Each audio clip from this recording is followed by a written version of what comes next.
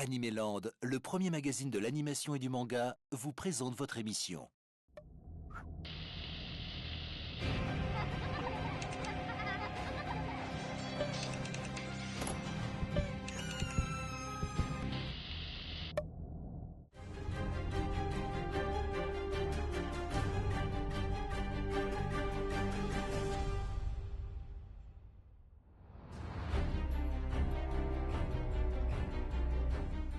Dans l'Italie de la Renaissance, Angelo da Canossa arrive à Pise pour devenir étudiant.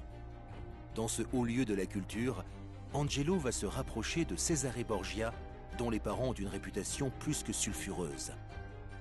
Le jeune homme va se retrouver au cœur de multiples intrigues et jeux de pouvoir.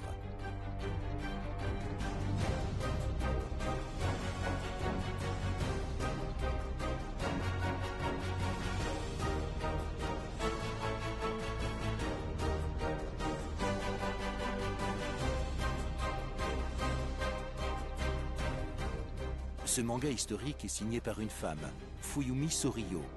Elle s'intéresse à une époque très particulière, riche en événements, et qui a d'ailleurs donné naissance récemment à des adaptations à la télévision, dont la fameuse série des Borgia produite par Canal+.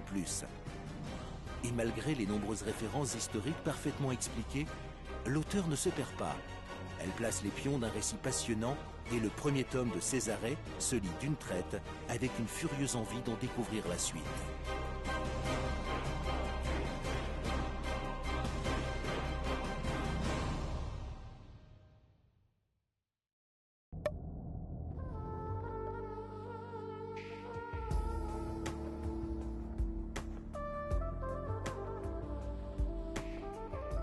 Résidant en Italie où elle s'est mariée, une Japonaise apprend effarée les tragiques événements qui frappent le Japon le 11 mars 2011 à Fukushima.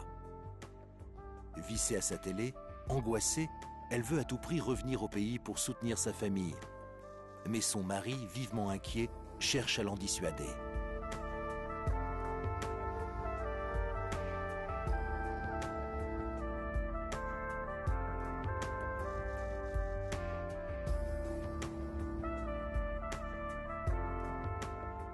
Avec simplicité et sensibilité, Keiko Ichiguchi décrit les émotions très fortes qui l'ont submergée lorsque, depuis l'Italie, elle a découvert l'ampleur des dégâts que connut le Japon le lendemain du tremblement de terre. Bien que romancé, son manga est en grande partie autobiographique. On ressent avec force ses émotions et on découvre notamment certaines contre-vérités et approximations véhiculées par les médias. Les dernières pages, consacrées à son retour au Japon, sont magnifiques.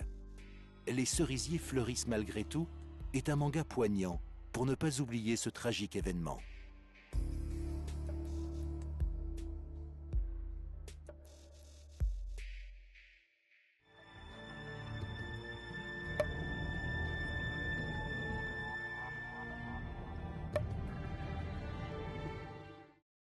Ce programme vous a été présenté par le magazine Animeland.